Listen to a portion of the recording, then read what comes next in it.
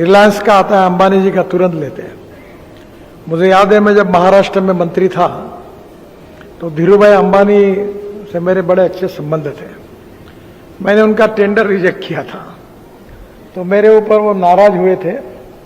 तो मुझे उनको समझाने के लिए मुंबई पुणे हाईवे का टेंडर उनको हम नहीं दे पाए थे। तो मुझे प्रमोद जी ने कहा था कि एक बार इनको मिलो। तो मिला तो बड़े नाराज होकर मेरे ऊपर सुनाने लगे। अब मेरा भी स्वभाव, थोड़ी देर सुनते सुनते मैं भी बोला कि धीरू भाई, अगर मुंबई पुणे हाईवे नहीं बना तो मैं मुँह ही काट लूंगा, और बन गया तो तुम क्या करोगे। तो उन्होंने कहा देखो मैं कुछ बोलता नहीं, देखेंगे। और इसी से थोड़ा हॉट डिस्कशन हो गया, हमारा बोलना बंद हो गया। बाद में मुंबई पुणे हाईवे बनने लगा। उन्होंने हवाई जहाज से देखा और मुझे बुलाया, और धीरू भाई अंबानी ने मुझे कहा कि मैं हार गया हूं, तुम जीत गए। तो मैंने कहा ऐसा नहीं है, आप हार जीत के ना, आप मेरे पिताजी जैसे हो, अनिल और मुकेश जैसे मैं हूं, क्योंकि मेरी एज उस समय बहुत कम थी। तो स्वाभाविक रूप से उन्होंने कहा कि नितिन, मैं एक मामूली मास्टर का लड़का था गुजरात में, मेरी परिस्थिति बहुत खराब थी, और मुझे जो पहला लोन मिला एक प्लास्टिक के मशीन के लिए, तो मेरी केस सब जगह रिजेक्ट हुई थी।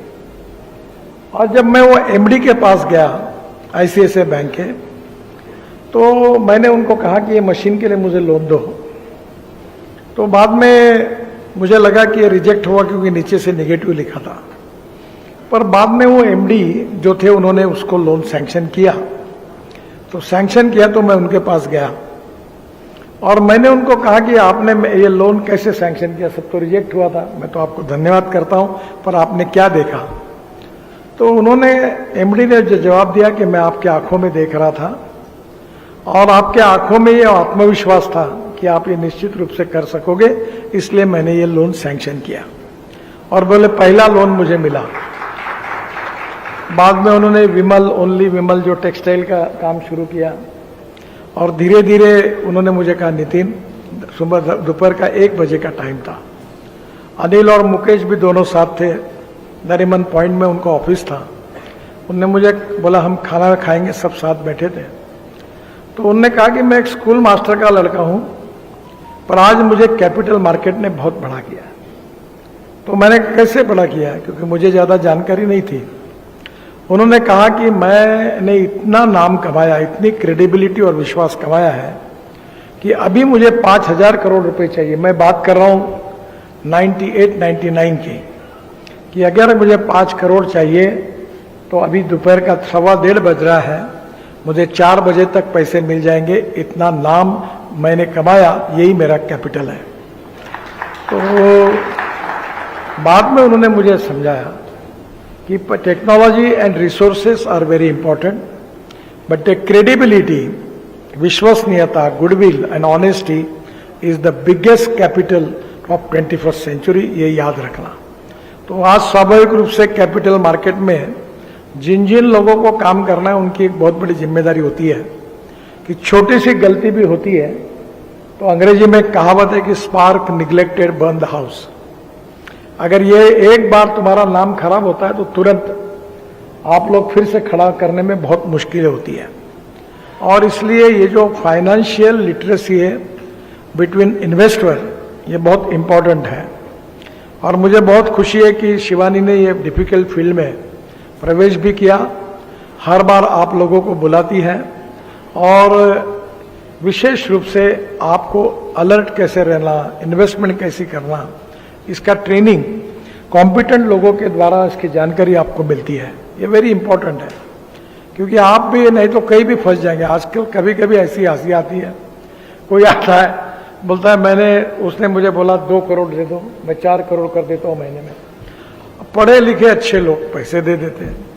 यानी मेरे समझ में नहीं आता कि लोगों ने अपना दिमाग गिरवी रखा है, ऐसा क्यों करते हैं? ऐसा कभी संभव होता है क्या? इतने लोगों को फंसाया जाता है, और फंसने के बाद आते हैं आप हमारी मदद करो। तो मैंने एक को पूछा कि तुमने पैसे डालने के पहले मुझे पूछा था क्या? अब मैं मदद क्या करूं? ये तुम्हारी मूर्खता है कि तुमने ऐसा किया। लालच में आके लोग फंस जाते हैं। और इसलिए एक फिलोसोफर ने सही कहा है कि shortcut cut you short. Financial field में यू नीड टू अंडरस्टैंड कि क्रेडेंशियल्स उस कंपनी के क्या है, ट्रैक रिकॉर्ड क्या है, उसका शेयर कैसे कैसे बढ़ा है, उसकी प्रॉफिटेबिलिटी कितनी है, और ये समझकर जब आप इन्वेस्ट करोगे तब कहीं ना कहीं आपकी अगर सही इन्वेस्टमेंट होगी तो फायदा होगा। और इसलिए आने वाले समय में इंश्योरेंस मार्केट, पेंशन मार्केट और शेयर इकोनॉमी हमारे देश के आर्थिक विकास के 3 महत्वपूर्ण पहलू हैं।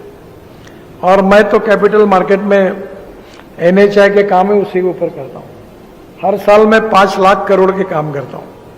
और मैं लोगों को बोलता हूँ मेरे पास द्रौपदी की थाली है, तो लोग बोलते क्या है, मैंने बोला कितने भी 1 लाख करोड़ 50,000 करोड़, मैं ऐसे मिनटों में निर्णय करता हूँ। और मैं जो बोलता हूँ ऐसा एक भी काम हुआ नहीं, ऐसा कभी नहीं होता, क्योंकि पैसे की कोई कमी नहीं होती। मैं अक्सर हमारे ऑफिसर्स को कहता हूं कि NHI की क्रेडिबिलिटी और AAA रेटिंग जो है, ये देखते हुए क्रेडिबिलिटी को अपने मजबूत रखना चाहिए। आज तो हमारी परिस्थिति इतनी सुदृढ़ हुई है कि हमारा इनकम ही अभी अगले 2 साल में 1,40,000 करोड़ होगा, तो मार्केट में कोई प्रॉब्लम नहीं है। तो मैंने अब नया मॉडल तैयार किया है कि जो लोग हमारे NHI बॉन्ड में आएंगे उनको हम 8.05% इंटरेस्ट ईयरली है, पर मंथली इंटरेस्ट उनके अकाउंट में जमा करेंगे, ताकि मैं अब रोड के लिए मैं गरीब लोग जो है उनको इंटरेस्ट पे पैसे लेकर उनको मैं इस सक्सेस में लेना चाहता हूं, क्योंकि वो लोगों के पास प्रॉफिट जाना चाहिए। और इसलिए अभी इंश्योरेंस इकोनॉमी में हमने इंश्योरेंस बॉन्ड शुरू किया। पहले बैंक में बैंक गारंटी देने के लिए अगर 100 करोड़ रुपीस की बैंक गारंटी चाहिए तो बैंक वाले कहते थे 100 करोड़ डिपॉजिट करो फिर गारंटी लो। अभी हमने इंश्योरेंस बॉन्ड किया तो अभी 1.5 करोड़ में उनका काम होता है। तो अब बड़े प्रमाण लाखों करोड़ों के इंश्योरेंस बॉन्ड्स मार्केट में आ गए। तो कहीं ना कहीं फाइनेंशियल सेक्टर रोज बदल रहा है। हमारे देश की इकोनॉमी वर्ल्ड की फास्टेस्ट ग्रोइंग इकोनॉमी है, और ये जो कैपिटल मार्केट है इसके इन्वेस्टमेंट से ही हमारी इंडस्ट्री, ट्रेड और बिजनेस बढ़ने वाला है। एक्सपोर्ट बढ़ेगा, इंपोर्ट कम होगा, और इसलिए स्वाभाविक रूप से इस क्षेत्र में इन्वेस्टमेंट करने के पहले अवेयरनेस, अलर्टनेस और इसके साथ इसके परिणामों की ठीक प्रकार की जानकारी ये हमारे इन्वेस्टर्स को होनी चाहिए। मनी बी के ओर से हर बार शिवानी जी ये कार्यक्रम करती है और एक्सपर्ट लोग आपको समझाते हैं कि स्वाभाविक रूप से इसमें क्या क्या, कैसे सोचना, कैसे इन्वेस्ट करना। So knowledge related with the investment is very important. और ये जो फाइनेंशियल लिटरेसी है, this is very important for the people who are making big investment. और इसलिए आने वाले समय में ये बहुत ही इंपॉर्टेंट और अच्छा फील्ड है, और छोटे छोटे लोग अब इसमें इन्वेस्टमेंट करके काफी कमा रहे हैं, पर कमाते कमाते एकदम एक दिन धक्का लगता है तो नीचे उतर जाते हैं। तो ये आपने एकदम ऊपर से नीचे नहीं उतरना चाहिए। इसलिए आपको काफी टिप धमानी साहब ने दी होंगी कि कैसे रहो। तो मुझे लगता है कि it is going to be a win win situation for all the stake holders.